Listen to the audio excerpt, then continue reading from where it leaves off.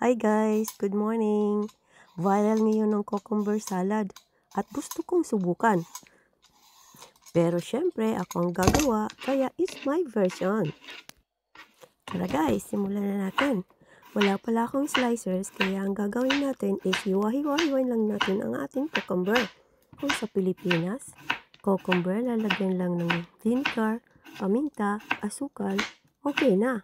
Pero dito, kung ano-ano nilalagay na gusto mo ilagay ay pwede.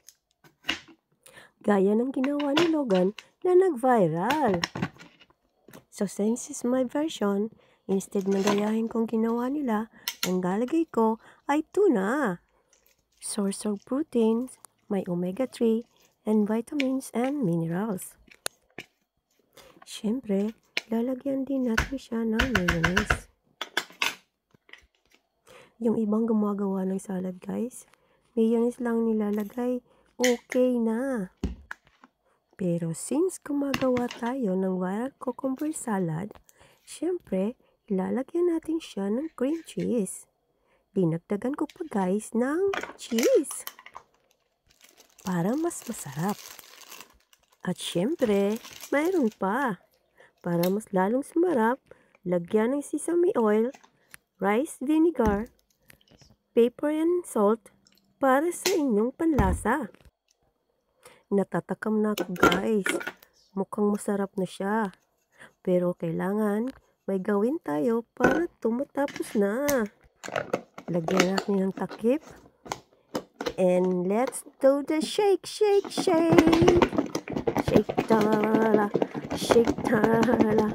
Grabe, kailangan gawin to guys. Para lahat ma-incorporate lahat ng ingredients.